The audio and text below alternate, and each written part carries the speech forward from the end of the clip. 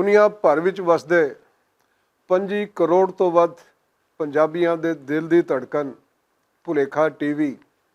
ਤੁਹਾਡਾ ਮਨਪਸੰਦ ਭੁਲੇਖਾ ਟੀਵੀ ਜੋ ਭੁਲੇਖਾ ਨਹੀਂ ਪਾਉਂਦਾ, ਰਾਹ ਪਾਉਂਦਾ ਹੈ।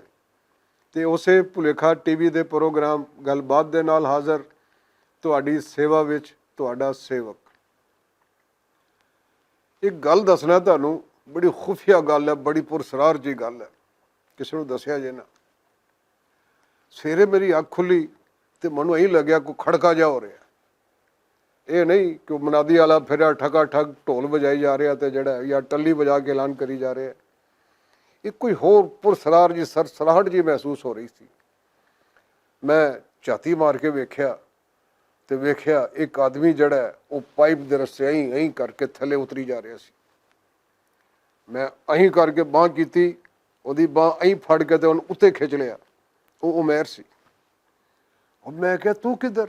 ਕਹਿੰਦਾ ਯਾਰ ਮੈਂ ਬਾਹਰ ਜਾ ਰਿਹਾ।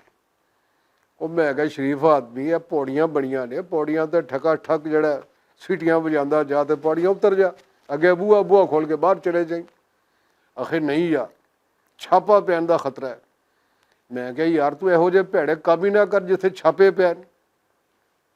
ਵਿਚਲੀ ਗੱਲ ਦੱਸ, ਰੌਲਾ ਕੀ ਹੈ? ਇਹ ਪੁਰਸਰਾਰੀਅਤ ਕੀ ਹੈ? ਇਹ ਰਾਜ਼ ਕੀ ਹੈ ਕਿ ਤੂੰ ਜਿਹੜਾ ਪੌੜੀਆਂ ਦੀ ਥਾਂ ਉਤਰਨ ਦੇ ਬਜਾਏ ਤੂੰ ਪਾਈਪ ਫੜ ਕੇ ਥੱਲੇ ਉਤਰੀ ਜਾ ਰਿਹਾ ਚੋਰਾਂ ਤਰ੍ਹਾਂ। ਕਹਿੰਦਾ ਯਾਰ ਬਾਹਰ ਖੜੇ ਨੇ ਬਲਾਲ ਸਾਹਿਬ ਐਨ ਪੌੜੀਆਂ ਦੇ ਅੱਗੇ, ਤੇ ਜੇ ਮੈਂ ਪੌੜੀਆਂ ਤੋਂ ਉਤਰਿਆ ਤੇ ਉਹਨਾਂ ਨੇ ਐਂ ਕਰਕੇ ਮੈਨੂੰ ਧੌਣੋਂ ਫੜ ਕੇ ਐਂ ਚੁੱਕ ਲੈਣਾ ਤਾਂ ਪੁੱਛਣਾ ਓਏ ਕਾਕਾ ਕਿੱਥੇ ਚਲੇ ਆ। ਤੇ ਮੈਂ ਨਹੀਂ ਚਾਹੁੰਦਾ ਕਿ ਮੈਂ ਪਕੜਾਈ ਦਿਆਂ, ਉਹਨਾਂ ਨੂੰ ਨਜ਼ਰ ਆਵਾਂ। ਇਸ ਲਈ ਮੈਂ ਪਾਈਪ ਤੋਂ ਉਤਰ ਰਿਹਾ ਤਾਂ ਕਿ ਪਰਲੇ ਪਾਸੋਂ ਦੀ ਡਾਇਰੈਕਟ ਜਿਹੜਾ ਗੇਟ ਤੋਂ ਬਾਹਰ ਜਾ ਕੇ ਉਤਰਾਂ। ਮੈਂ ਕਿਹਾ ਯਾਰ ਤੇਰਾ ਕੰਮ ਮੈਨੂੰ ਬੜਾ ਪੁਰਸਰਾਰ ਜਿਹਾ ਲੱਗ ਰਿਹਾ, ਰੌਲਾ ਕੀ ਹੈ? ਕਹਿੰਦਾ ਰੌਲਾ ਨਹੀਂ ਮੈਂ ਦੱਸ ਸਕਦਾ। ਮੈਂ ਕਿਹਾ ਕਿਉਂ? ਆਖੇ ਸਿਹਤ ਬਖਸ਼ ਕਿਸਮ ਦਾ ਰੌਲਾ ਹੈ। ਮੈਂ ਕਿਹਾ ਯਾਰ ਇਸ ਤੇ ਆਪ ਬੜੇ ਮਾਠੇ ਜਿਹੇ ਹੋ ਗਏ, ਸਾਨੂੰ ਵੀ ਕੋਈ ਸਿਹਤ ਬਖਸ਼ ਰੌਲਾ ਦੱਸ ਕਿ ਕਿੱਧਰ ਜਾ ਰਿਹਾ ਤੂੰ ਸਿਹਤ ਬਣਾਉਣ ਦੇ ਲਈ। ਕਹਿੰਦਾ ਸਿਰਫ ਜੇ ਤੂੰ ਚੁੱਪ ਰੱਖੇ ਤੇ ਤੇਰੀ ਵੀ ਸਿਹਤ ਬਣ ਸਕਦੀ ਹੈ। ਮੈਂ ਕਿਹਾ ਉਹ ਕਿਵੇਂ? ਉਹ ਕਹਿੰਦਾ ਸਿਰਫ 3 ਦਿਨਾਂ ਦੇ ਵਿੱਚ ਸਿਹਤ ਬਹਾਲ ਹੋ ਜਾਣੀ ਹੈ ਤੇ ਤੇਰਾ ਵਜ਼ਨ ਹੈ ਢਮਾ ਢਮ ਹੋ ਜਾਣਾ। ਮੈਂ ਕਿਹਾ ਯਾਰ ਇਹ ਤਾਂ ਨਹੀਂ ਲੱਗਦਾ ਜਿਵੇਂ ਝੁਰਲੂ ਫੇਰ ਕੇ ਤੂੰ ਜਿਹੜਾ ਉਹ ਸਿਹਤ ਠੀਕ ਕਰੀ ਜਾ ਰਹੇ, ਉਹ ਵੀ 3 ਦਿਨਾਂ ਦੇ ਵਿੱਚ। ਸਮਝ ਨਹੀਂ ਆ ਰਹੀ ਤੇਰੀ ਜਿਹੜੀ, ਖੁੱਲ ਕੇ ਸਮਝਾ। ਉਹ ਕਹਿੰਦਾ ਮੈਨੂੰ ਇੱਕ ਵਾਰੀ ਜਾਣ ਦੇ, ਮੈਂ ਤੇਰੇ ਲਈ ਵੀ ਸਿਹਤ ਬਖਸ਼ ਸਮਾਨ ਲੈ ਕੇ ਆਵਾਂਗਾ। ਮੈਨੂੰ ਫਿਰ ਸਮਝ ਨਹੀਂ ਆਈ। ਮੈਂ ਕਿਹਾ ਯਾਰ ਇੱਕ ਤੇ ਤੂੰ ਪਾਈਪ ਦੇ ਜ਼ਰੀਏ ਉਤਰਿਆ ਪੌੜੀਆਂ ਛੱਡ ਕੇ, ਉੱਤੇ ਫਿਰ 3 ਦਿਨਾਂ ਦੀ ਕਹਾਣੀ ਪਾ ਰਿਹਾ ਕਿ 3 ਦਿਨਾਂ ਦੇ ਵਿੱਚ ਤੇਰੀ ਸਿਹਤ ਬਹਾਲ ਹੋ ਜਾਣੀ ਹੈ, ਜਾਨ ਬਣ ਜਾਣੀ ਹੈ, ਰੌਲਾ ਕੀ ਹੈ? ਕਹਿੰਦਾ ਗੱਲ ਇਹ ਹੈ, ਤੈਨੂੰ ਪਹਿਲੇ ਵੀ ਦੱਸ ਚੁੱਕੇ ਹਾਂ, ਅਰਜ਼ ਕਰ ਚੁੱਕੇ ਹਾਂ, ਫਰਮਾ ਚੁੱਕੇ ਹਾਂ, ਪੌੜੀਆਂ ਤੋਂ ਉਤਰਿਆ ਤੇ ਮੇਰੀ ਸਿਹਤ ਡਾਊਨ ਹੋ ਜਾਣੀ ਹੈ। ਬਲਾਲ ਸਾਹਿਬ ਨੇ ਐਂ ਫੜ ਕੇ ਪੁੱਛਣਾ ਕਾਕਾ ਕਿੱਥੇ ਜਾ ਰਹੇ हैं? ਤੇ ਇਸ ਲਈ ਮੈਂ ਪਾਈਪ ਦੇ ਰਸਤੇ ਉਤਰ ਰਿਹਾ ਔਰ 3 ਦਿਨ ਉਤਰਦਾ ਰਹਾਂਗਾ ਤਾਂ ਕਿ ਆਪਣੀ ਸਿਹਤ ਬਹਾਲ ਕਰ ਸਕਾਂ, ਜਾਨ ਬਣਾ ਸਕਾਂ। ਮੈਂ ਕਿਹਾ ਫਰਜ਼ ਕੀਤਾ ਜੇ ਪਾਈਪ ਲੀਕ ਹੋ ਗਿਆ ਤੇ ਗਿੱਲ ਸਾਹਿਬ ਨੇ ਤਾਂ ਪਾਈਪ ਫੜ ਕੇ ਤੇਰਾ ਸਿਰ ਦੇ ਵਿੱਚ ਮਾਰਨਾ ਤੇ ਤੇਰਾ ਸਿਰ ਜਿਹੜਾ 5-7 ਟੁਕੜੀਆਂ ਵਿੱਚ ਇੱਧਰ ਜਿਹੜਾ ਮਸ਼ਰਕ ਮਗਰਬ ਸ਼ਮਾਲ ਜਨੂਬ ਵੱਲ ਖਿਲਰ ਜਾਣਾ। ਫਿਰ ਕੀ ਕਰੇਗਾ ਤੂੰ? ਕਹਿੰਦਾ ਫਿਰ ਇੱਕੋ ਹੱਲ ਰਹਿ ਜਾਣਾ ਕਿ ਮੈਂ ਕੋਈ ਸੁਰੰਗ ਕੱਢਾਂ ਤੇ ਉਹ ਨੁੱਕਰ ਤੇ ਜਾ ਕੇ ਨਿਕਲਾਂ ਤਾਂ ਕਿ ਜਿਹੜਾ ਨਾ ਗਿੱਲ ਸਾਹਿਬ ਨੂੰ ਪਤਾ ਲੱਗੇ, ਨਾ ਬਲਾਲ ਸਾਹਿਬ ਨੂੰ ਪਤਾ ਲੱਗੇ, ਨਾ ਸ਼ਹਜ਼ਾਦ ਜਿਹੜਾ ਦੂਰਬੀਨ ਲਾ ਕੇ ਖੜਾ ਹੁੰਦਾ ਨਾ ਉਹਨੂੰ ਪਤਾ ਲੱਗੇ। ਮੈਂ ਕਿਹਾ ਯਾਰ ਇੰਨਾ ਤਜੱਸਸ ਸਸਪੈਂਸ ਪਾਈ ਜਾ ਰਿਹਾ ਯਾਰ, ਪ੍ਰੋਬਲਮ ਕੀ ਹੈ? ਕਹਿੰਦਾ ਪਾਗਲਾ ਗੱਲ ਸੁਣ, ਇਹ 3 ਦਿਨ ਖਾਲਸ ਦੁੱਧ ਲੱਭਦਾ ਹੈ ਸਿਰਫ ਲਾਹੌਰ ਦੇ ਵਿੱਚ। ਮੈਂ ਕਿਹਾ ਉਹ ਕਿਵੇਂ? ਉਹ ਕਹਿੰਦਾ ਇਹੋ ਤੇ ਗੱਲ ਹੈ। ਕੈਲਕੂਲੇਟਰ ਹੈ ਤੇਰੇ ਕੋਲ? ਮੈਂ ਕਿਹਾ ਨਹੀਂ। ਕਹਿੰਦਾ ਫਿਰ ਨਹੀਂ ਮੈਂ ਦੱਸ ਸਕਦਾ। ਤੇ ਕੈਲਕੂਲੇਟਰ ਦਾ ਸਿਹਤ ਦੇ ਨਾਲ 3 ਦਿਨਾਂ ਦੇ ਨਾਲ ਯਾਰ ਗੱਲ ਕੋਈ ਉਲਝ ਜੀ ਲੱਗ ਰਹੀ। ਉਹ ਨਹੀਂ ਜਿਵੇਂ ਬੰਦਾ ਪਤੰਗ ਉਡਾ ਰਿਹਾ ਹੁੰਦਾ ਤੇ ਡੋਰ ਉਲਝ ਜਾਂਦੀ ਹੈ। ਹੋਰ ਮੈਨੂੰ ਸਮਝ ਨਹੀਂ ਆਈ ਕਿ ਤੇਰਾ ਮਸਲਾ ਕੀ ਹੈ। ਕਹਿੰਦਾ ਕੈਲਕੂਲੇਟਰ ਕੱਢ। ਉਹ ਮੈਂ ਕਿਹਾ ਦੱਸਿਆ ਹੀ ਯਾਰ, ਅਸੀਂ 1 ਦੂਣੀ 2 ਦੂਣੀ ਦੇ ਜ਼ਮਾਨੇ ਵਾਲੇ ਲੋਕ ਆ, ਸਾਡਾ ਕੈਲਕੂਲੇਟਰ ਨਾਲ ਕੀ ਵਾਸਤਾ? ਫਿਰ ਕਿਵੇਂ ਹੋਏਗਾ? ਮੈਂ ਕਿਹਾ ਇੰਜ ਕਰ, ਉਧਰ ਚੌਧਰੀ ਸ਼ਾਨੀ ਸਾਹਿਬ ਜਿਹੜੇ ਨੇ ਉਹਨਾਂ ਕੋਲ ਜਾ ਤੇ ਉਹਨਾਂ ਕੋਲ ਪੁੱਛ ਕਿ ਤੇਰੇ ਕੋਲ ਕੈਲਕੂਲੇਟਰ ਹੈ। ਇੰਨੀ ਦੇਰ ਸ਼ਨੀ ਵੀ ਬਾਹਰ ਆ ਗਿਆ। ਉਹ ਕਹਿੰਦਾ ਕੈਲਕੂਲੇਟਰ ਤਾਂ ਮੈਂ ਹਰ ਵੇਲੇ ਜੇਬ 'ਚ ਹੀ ਪਾ ਕੇ ਰੱਖਣਾ, ਰਾਤੀ ਵੀ ਜੇਬ 'ਚ ਪਾ ਕੇ ਸੌਣਾ। ਕਿਸੇ ਟਾਈਮ ਵੀ ਰਾਤੀ ਜਿਹੜਾ ਕੋਈ LLB ਦਾ ਕੋਈ ਐਸਾ ਪਰਚਾ ਆ ਜਾਏ ਜਿਹਦੇ ਵਿੱਚ ਕੈਲਕੂਲੇਟਰ ਦੀ ਲੋੜ ਪਵੇ ਤੇ ਮੈਨੂੰ ਇਹ ਨਾ ਹੋਵੇ ਕਿ ਕੈਲਕੂਲੇਟਰ ਲੱਭਣਾ ਪਵੇ ਤੇ ਸਾਰੇ ਆਈਡੀਆਜ਼ ਜਿਹੜੇ ਨੇ, ਇਮਤਿਹਾਨ ਦੇ ਸਾਰੇ ਸਵਾਲਾਤ ਜਿਹੜੇ ਨੇ ਉਹ ਜ਼ਿਹਨ 'ਚੋਂ ਨਿਕਲ ਜਾਣ। ਤੂੰ ਹੁਕਮ ਕਰ, ਇਹਦਾ ਕਰਨਾ ਕੀ ਹੈ? ਉਮਰ ਨੇ ਆਖਿਆ ਕੈਲਕੂਲੇਟਰ ਕੱਢ ਤੇ ਹਿਸਾਬ ਕਿਤਾਬ ਕਰ। ਉਹਨੇ ਕਿਹਾ ਸਾਡਾ ਹਿਸਾਬ ਕਿਤਾਬ ਬੜਾ ਕਮਜ਼ੋਰ ਹੈ ਪਰ ਬੜਾ ਸਹੀ ਹੈ। ਮੈਂ ਬਲਕਿ ਸ਼ਰੇਸ਼ ਦੇ ਨਾਲ ਉਸ ਹਿਸਾਬ ਕਿਤਾਬ ਨੂੰ ਆਪ ਜੋੜਿਆ, ਲੇਵੀ ਲਾ ਕੇ ਜੋੜਿਆ, ਗੂੰਦ ਲਾ ਕੇ ਜੋੜਿਆ, ਗਮ ਲਾ ਕੇ ਜੋੜਿਆ, ਟੇਪ ਲਾ ਕੇ ਜੋੜਿਆ। ਤੂੰ ਦੱਸ ਕਰਨਾ ਕੀ ਹੈ? ਉਹਨੇ ਆਖਿਆ ਫਿਰ ਐਂ ਕਰ, 365 ਦੇ ਵਿੱਚੋਂ 3 ਦਿਨ ਕੱਢ ਦੇ। ਉਹਨੇ ਠੱਕਾ ਠੱਕ ਜਿਹੜਾ ਉਸ ਨੂੰ ਚਲਾਇਆ। ਉਹਨੇ ਆਖਿਆ 365 ਚੋਂ 3 ਕੱਢੇ ਤੇ ਰਹਿ ਗਿਆ 362। ਉਹਨੇ ਆਖਿਆ ਹਲੇ ਕੈਲਕੂਲੇਟਰ ਜੇਬ 'ਚ ਨਾ ਪਾਈ ਜਵਾਨਾ, ਇੱਕ ਹੋਰ ਹਿਸਾਬ ਹੈ ਨਿੱਕਾ ਜਿਹਾ। ਉਹਨੇ ਕਿਹਾ ਦੱਸ ਕਰਨਾ ਕੀ ਹੈ? ਉਹਨੇ ਕਿਹਾ ਹੁਣ ਤੂੰ ਇੰਜ ਕਰਕੇ 364 ਦੇ ਵਿੱਚੋਂ 3 ਕੱਢ। ਉਹਨੇ ਫਿਰ ਠੱਕਾ ਠੱਕ ਚਲਾਇਆ ਉਸ ਨੂੰ ਤੇ ਉਹਨੇ ਆਖਿਆ 364 ਚੋਂ 3 ਕੱਢੇ ਤੇ ਰਹਿ ਗਏ 361। ਉਹਨੇ ਕਿਹਾ ਹੁਣ ਦੱਸ। ਉਹਨੇ ਕਿਹਾ ਹੁਣ ਦੱਸਣ ਦੀ ਲੋੜ ਹੀ ਕੋਈ ਨਹੀਂ। ਉਹਨੇ ਕਿਹਾ ਉਹ ਕਿਉਂ?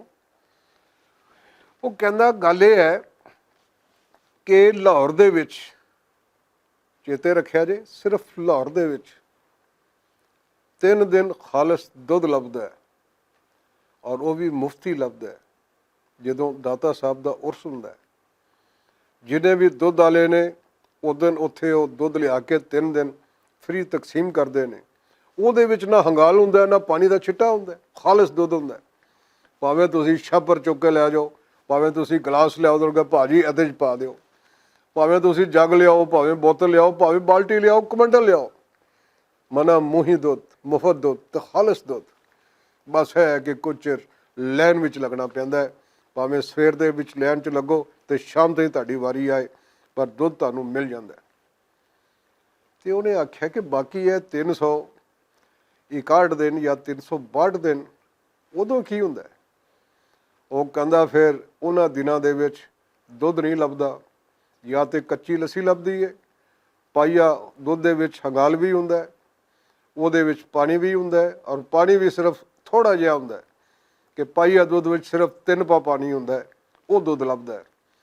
ਤੇ ਬਾਜ਼ ਔਕਾਤ ਜਿਹੜੇ ਸਾਡੇ ਬੜੇ ਕੈਨਗੀਰ ਕਿਸਮ ਦੇ ਜਿਹੜੇ ਉਸਤਾਦ ਨੇ, ਬੜੇ ਸਾਇੰਸਦਾਨ ਨੇ ਸਾਡੇ ਬੰਦੇ, ਜਿਹੜੇ ਇੱਥੇ ਬਾਕੀ ਦਿਨ ਉਹ ਪਾਣੀ ਵਿੱਚ ਕੈਮੀਕਲ ਪਾ ਕੇ ਉਹਨੂੰ ਦੁੱਧ ਬਣਾ ਛੱਡਦੇ ਨੇ।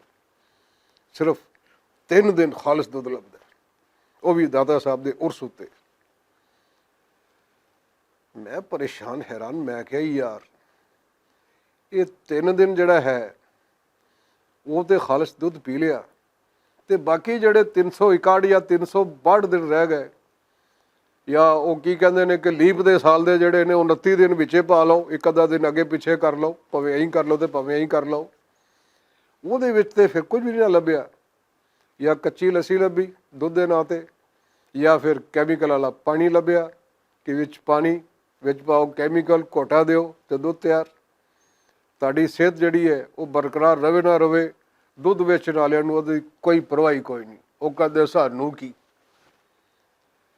ਹੁਣੇ ਵੇਖੋ ਯਾਰ, ਜਾਂ ਤੇ ਇਹ 3 ਦਿਨ ਜਿਹੜੇ ਨੇ ਉਸ ਨੂੰ ਫੈਲਾ ਕੇ ਤੁਸੀਂ 364 ਦਿਨ ਬਣਾ ਦਿਓ, ਜਾਂ ਫਿਰ 3 ਦਿਨਾਂ ਨੂੰ ਤੁਸੀਂ 65 ਦਿਨਾਂ ਤੇ ਲੈ ਜਾਓ। ਕਮ ਅਜ਼ ਕਮ 365 ਦਿਨ 364 ਦਿਨ ਕੋਈ ਖਾਲਸ ਦੁੱਧ ਤੇ ਲੱਭੇ, ਜਿਸ ਦਾ ਕਿ ਫਿਲਹਾਲ ਕੋਈ ਇਮਕਾਨ ਨਹੀਂ।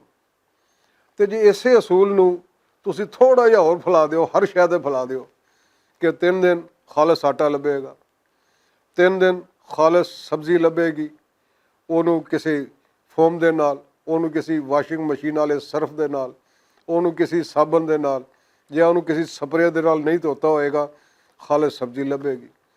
ਇਸੇ ਤਰੀਕੇ ਨਾਲ 3 ਦਿਨ ਜਿਹੜਾ ਹੈ ਦਫ਼ਤਰਾਂ ਦੇ ਵਿੱਚ ਕੋਈ ਝੂਠ ਨਹੀਂ ਬੋਲੇਗਾ, ਦਫ਼ਤਰਾਂ ਦੇ ਵਿੱਚ ਕੋਈ ਫਾਈਲ ਖੋਲ ਕੇ ਇਹ ਨਹੀਂ ਆਖੇਗਾ ਲਾਲ ਲਾਲ ਹਰੇ ਹਰੇ ਗੁਲਾਬੀ ਜਿਹੇ ਉਰਾਂ ਪਰਾਂ ਦੇ ਜਿਹੜੇ ਰੰਗਾਂ ਦੇ ਵੱਡੇ ਵੱਡੇ ਨੋਟ ਵੇਖੇ ਜਿੱਥੇ ਬਾਬਾ ਜੀ ਦੀ ਫੋਟੋ ਛਪੀ ਹੋਈ ਹੈ, ਨਾ ਕੋਈ ਉਹ ਖੋਲ ਕੇ ਆਖੇਗਾ ਕਿ ਭਾਜੀ ਇਹੋ ਜਿਹੀਆਂ 2-3 ਸਿਫਾਰਸ਼ਾਂ ਹੋਰ ਲਓ ਬਾਬਾ ਜੀ ਦੀਆਂ, ਫਿਰ ਤੁਹਾਡਾ ਕੰਮ ਹੋਏਗਾ। ਕਿ 3 ਦਿਨ ਜੇ ਹਰ ਬੰਦਾ ਸੋਚ ਲੈ ਕਿ ਯਾਰ ਮੈਂ ਕਿਸੇ ਨਾਲ ਬਦਤਮੀਜ਼ੀ ਨਹੀਂ ਕਰਨੀ, ਬੜੇ ਪਿਆਰ ਨਾਲ, ਬੜੇ ਇਤਫਾਕ ਦੇ ਨਾਲ, ਬੜੇ ਸਕੂਨ ਦੇ ਨਾਲ, ਇੱਕ ਭਾਈਚਾਰੇ ਦੇ ਨਾਲ, ਰਵਾਦਾਰੀ ਦੇ ਨਾਲ ਇਨਸਾਨਾਂ ਤਰ੍ਹਾਂ ਰਵਾਂਗਾ, ਤੇ ਦੇਖੋ ਕਿੰਨਾ ਮਾਹੌਲ ਤੇ ਫਰਕ ਪੈ ਜਾਏਗਾ। ਜੇ 3 ਦਿਨ ਕੋਈ ਵੀ ਜਿਹੜਾ ਆਪਣਾ ਭਰਾ ਹੈ ਸਾਡਾ, ਰੇਹੜੀ ਵਾਲਾ, ਛਾਬੇ ਵਾਲਾ, ਦੁਕਾਨ ਵਾਲਾ, ਕਾਰਖਾਨੇ ਵਾਲਾ ਜਾਂ ਘੁੰਮਣ ਵਾਲੀ ਕੁਰਸੀ ਵਾਲਾ, ਜੇ 3 ਦਿਨਾਂ ਲਈ ਉਹ ਸਾਰਾ ਕੁਝ ਛੱਡ ਦੇ, ਉਹ ਕੁਝ ਕਰੇ ਜੋ ਕਿ ਉਹਨੂੰ ਕਰਨਾ ਚਾਹੀਦਾ ਹੈ, ਤੇ ਮੇਰੇ ਖਿਆਲ ਹੈ ਕਿ ਮਾਸ਼ਰਾ ਕੋਈ ਥੋੜਾ ਜਿਹਾ ਠੀਕ ਨਹੀਂ ਹੋ ਜਾਏਗਾ। ਕਹਿੰਦਾ ਗੱਲ ਤੇਰੀ ਠੀਕ ਹੈ, ਪਰ ਉਹਦੇ ਲਈ ਦਾਦਾ ਸਾਹਿਬ ਜਾ ਕੇ ਸਿਫਾਰਿਸ਼ ਕਰਨੀ ਪਏਗੀ। ਕਰ ਲੇਗਾ ਸਿਫਾਰਿਸ਼? ਗੱਲ ਨਿੱਕੀ ਜਿਹੀ। ਯਾਰ ਫਰੂਕਾ ਕੀ ਬਣੇਗਾ ਇਸ ਦੁਨੀਆ ਦਾ? ਮੈਨੂੰ ਤੇ ਕੋਈ ਸਮਝ ਨਹੀਂ, ਤੁਹਾਨੂੰ ਹੈ ਜੇ ਸਮਝੋ ਤੇ ਸਮਝਾਓ, ਕਹਾਣੀ ਬੰਨੇ ਲਾਓ। ਗੱਲ ਨਿੱਕੀ ਜਿਹੀ। ਯਾਰ ਫਰੂਕਾ ਕੀ ਬਣੇਗਾ ਇਸ ਦੁਨੀਆ ਦਾ? ਗੱਲ ਨਿੱਕੀ ਜਿਹੀ।